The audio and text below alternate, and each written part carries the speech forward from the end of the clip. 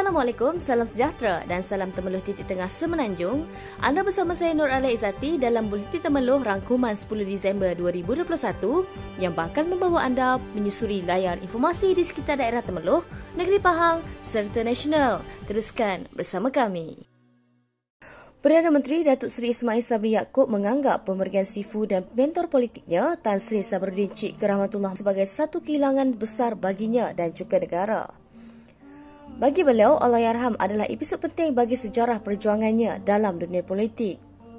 Menurut beliau, selamanya ia menjadi kenangan dan ingatan terutama waktu Allahyarham menjadi Menteri Pelancongan Seni dan Budaya dari tahun 1987 sehingga 1996. Pada tahun 1995, beliau memulakan karier politik dengan memegang jawatan sebagai Setiausaha Politik kepada Allahyarham. Ketika itulah banyak pengalaman dan ilmu pengetahuan diperoleh berkat tunjuk ajar Allahyarham. Perdana Menteri berkata, Allahyarham adalah seorang yang amat berdisiplin dan menepati waktu, malah begitu tekun dan berwibawa melaksanakan amanah untuk rakyat dan negara. Kami di Temeluh TV ingin mengucapkan salam takziah buat seluruh ahli keluarga. Semoga rohnya dicucui rahmat dan ditempatkan dalam kalangan orang beriman dan beramal soleh. Kerajaan Negeri Pahang pada Isnin telah membentangkan Belanjawan 2022 bertemakan kemakmuran negeri, manfaat bersama rakyat sejahtera dengan anggaran lebihan RM5.79 juta. Menteri Besar Pahang Yang Amat Berhormat Datuk Seri Wan Rosdiwa Ismail berkata, melalui Belanjawan 2022 itu, RM1.031 bilion akan diperuntukkan bagi perbelanjaan mengurus merangkumi perbelanjaan emolumen, perkhidmatan dan bekalan, pemberian bayaran tetap, perbelanjaan lain dan aset. Menurutnya, anggaran perbelanjaan mengurus untuk tahun 2022 meningkat sebanyak RM235.57 juta atau 29.61% berbanding tahun 2021.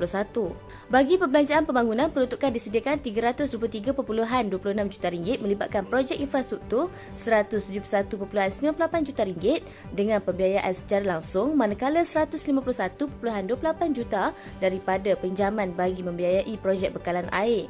Kerajaan negeri menyasarkan kutipan hasil tahun hadapan sebanyak RM1.036 bilion iaitu peningkatan sebanyak RM236 juta atau 29.4% berbanding anggaran tahun 2021.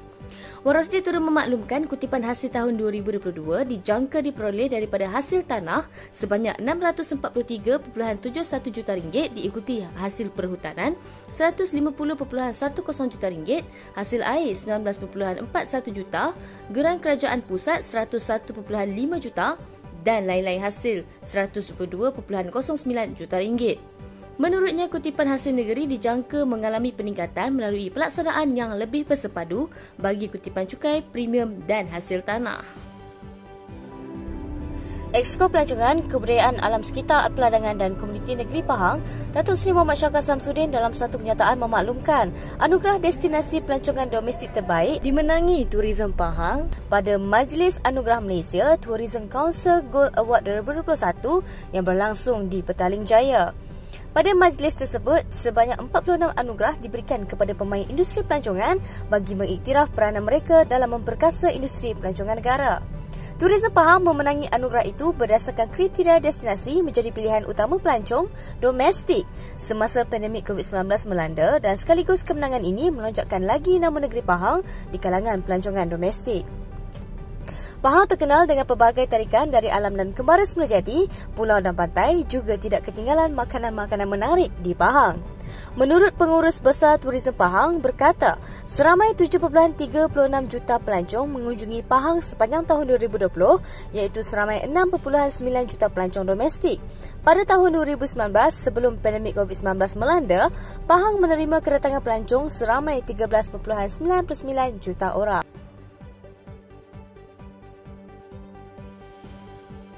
PAS yang dilihat bermain di dua kolam pada masa ini perlu menetapkan pendirian jelas sama ada menyokong Perikatan Nasional atau Muafakat Nasional. Ahli Majlis Tertinggi UMNO Datuk Seri Muhammad Syahkan Samsudin berkata, PAS perlu mengkaji semula seterusnya menetapkan pendirian jelas, tidak hanya membuat keputusan demi kepentingan sendiri dengan membelakangkan persetujuan bersama sebelum ini. Sekarang ini kerjasama pada kami masih ada lagi tetapi terserah kepada PAS sebab PAS beritahu dia sokong MN, dia sokong juga PN, tetapi di Melaka dia tidak sokong kita, dia lawan kita. Menurut Muhammad Syaka, pada masa ini kerjasama antara UMNO dan PAS masih terjalin dan terserah kepada parti berkenaan membuat sebarang keputusan dan UMNO sentiasa terbuka dalam soal kerjasama demi kebaikan rakyat. Katanya pelantikan Perdana Menteri Datuk Seri Ismail Sabri Yaakob daripada UMNO dilihat berjaya meredahkan kancah politik negara. Seterusnya dapat memastikan tumpuan diberikan kepada usaha membantu rakyat dan membangunkan negara.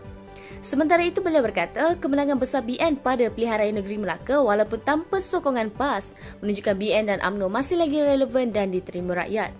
Rakyat sedar parti mana yang boleh membawa kestabilan politik kepada negara dan melaksanakan tugas serta tanggungjawab untuk membawa negara ke peringkat lebih tinggi. Kejohanan e-sport PUBG Datuk Seri Shaka e-sport Championship League 2021 yang melibatkan 3 dua di dalam Parlimen Temeloh iaitu Don Lancang, Mentakak dan Kuala Semantan berlangsung dengan meriah dan jayanya pada 4 Disember yang lalu. Kehadiran ramai anak-anak muda menunjukkan bahawa e-sports merupakan satu sukan yang menjadi kegilaan dan kegemaran anak muda bukan sahaja hanya sekadar hobi ataupun menghilangkan rasa bosan tetapi juga sebagai satu platform menunjukkan bakat terpendam yang ada. Kehadiran Adu Lancang yang berhormat Datuk Seri Muhammad Syaka Samsudin yang juga merupakan Exco Pelancongan, Kebudayaan Alam Sekitar Peladangan dan Komuniti Negeri Pahang menyantuni anak muda Temeloh ini perlu diberikan satu pujian kerana menunjukkan komitmen dan kesungguhan memimpin di dalam menyokong aspirasi dan kehendak anak-anak muda. Dan kita mempunyai 54 pasukan yang memasuki dan pertandingan ini dibagi kepada kedua peringkat. Yang berhormat Datuk Seri Shaka Samsudin turut meluangkan masa bersama caster terkenal Muna X Mochi bermain permainan PUBG bersama anak-anak muda Temeloh di mana semua pemain akan berentak untuk mendapatkan gelaran Winner Chicken Dinner sebagai juara. Kejohanan ini telah disempurnakan perasmiannya dan akan mempunyai beberapa siri mengikut 3 dun di dalam Temeloh sebelum mereka akan merentap di peringkat Parlimen Kelab. Adu Kuala Semantan yang berhormat Datuk Nur Azmi Waluddin pada 8 hari bulan Disember yang lalu telah mengambil bahagian di dalam perbahasan sidang Dewan Negeri Pahang. Beliau telah membawa beberapa isu untuk perhatian Kerajaan Negeri Pahang, antaranya ialah berkaitan Masjid Baharu Kampung Tepal yang terlibat dalam pembinaan Jabatan Kedua Temeloh. Beliau turut mencadangkan sidang Don Belia Pahang demi pemerkasaan belia selain memohon Kerajaan Pahang mempercepatkan SOP merapatkan saf solat jemaah seperti sedia kala masjid dan surau. Harapan besar beliau agar suara ini mendapat perhatian serius Kerajaan Negeri Pahang demi kesejahteraan masyarakat terutamanya di Dun Kuala Semantan. Sekolah Menengah Jenis Kebangsaan SMJK Hualian Mentakak ditutup selama seminggu sehingga Khamis depan selepas 6 orang guru di situ disahkan positif COVID-19. Pengurusi pengelola SMJK Hualian, Datuk Hyang Ahli berkata, penutupan sekolah itu dibuat bagi mengelak penularan pandemik berkenaan. Setakat semalam, tiada lagi pelajar yang direkodkan positif COVID-19 dan mana-mana individu yang bergejala diminta supaya melakukan ujian calitan COVID-19 dengan segera. Sekolah ini ditutup sehingga Khamis depan dan sanitasi juga dibuat di seluruh kawasan sekolah. SMJKC Hualian yang terletak di Mentakak mempunyai lebih 800 pelajar yang telah lengkap mengambil 2 dos suntikan vaksin. Menurut ahli, dalam tempoh penutupan sekolah, kesemua pelajar akan mengikuti kelas melalui sesi pengajaran dan pembelajaran di rumah PTPR. Pusat Konservasi Gajah Kebangsaan PKJK Kuala Gadang Lancang Temeloh berjaya menangkap dan memindahkan 73 gajah liar di 6 negeri sehingga semalam. Kelantan mencatat jumlah tangkapan terbanyak iaitu 25 ekor diikuti Pahang 18, Johor 10, Kedah 8, Perak 6 dan Terengganu 6. Ketua PKJK Kuala Gandah, Cikgu Muhammad Zamzuri Cik Wan Abdul Rahman berkata, tangkapan gajah liar tahun ini bertambah hampir sekali ganda berbanding 38 ekor tahun lalu dan 34 pada 2019. Menurutnya, peningkatan ketara berlaku di 2 negeri iaitu Kelantan dari 16 ekor tahun lalu kepada 25 ekor tahun ini, diikuti Pahang 18 ekor tahun ini berbanding 3 tahun lalu. Kes haiwan berkenaan keluar daripada hutan untuk mencari makan. Seterusnya tersesat masuk ke kawasan kampung dan penempatan.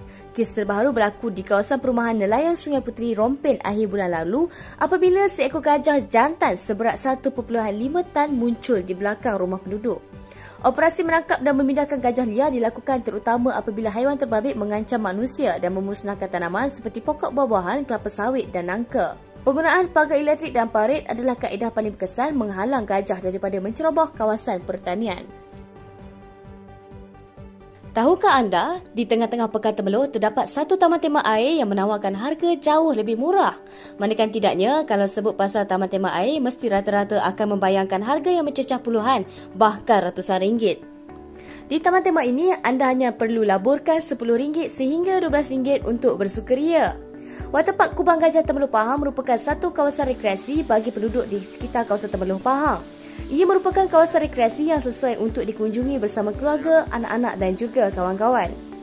Taman tema air ini dibuka hampir setiap hari dan ditutup pada hari Rabu sahaja. Kawasan taman tema air ini agak strategik menyebabkan ramai pengunjung datang ke waterpark ini. Kawasannya juga berhampiran dengan Bandar Temerloh, akan memudahkan pengunjung untuk beriadah sambil membeli belah di sekitar mall berhampiran. Taman tema ini turut menyediakan beberapa perkhidmatan lain seperti sewa pelampung, sewa pondok dan juga sewa bilik rehat. Terdapat 3 jenis pelampung yang disewakan iaitu pelampung double, single dan juga kecil. Harga sewaan pelampung ini juga mampu milik iaitu berharga di antara RM4 sehingga RM13 dengan kadar deposit yang amat rendah. Selain itu, mereka juga turut menyediakan perkhidmatan menyewa pondok dan beristirahat dan hanya mengenakan cas sebanyak RM35 bagi satu pondok. Kawasan waterpark Kubang Gajah ini turut menjadi tumpuan kerana berhampiran dengan taman permainan dan berdekatan tasik yang luas dan cantik. Kubang Gajah Waterpark juga berdekatan dengan pusat Santuari Gajah Kuala Gandah dan dia lempak lancang dan mengambil masa 45 minit dengan menaiki kereta. Sebelum PKP ni, mohonlah kita beramai-ramai berkunjung ke Kubang Gajah Waterpark ni. Bawa anak-anak sekali tapi jangan lupa jaga SOP. Sekian daripada saya Nur Ali Izzati. Jangan lupa untuk saksikan Buletin Temerloh di Facebook Temerloh TV pada setiap hari Jumaat jam 8.45 malam secara eksklusif di Temerloh TV. Informasi untuk komuniti anda dan siaran titik tengah Semenanjung.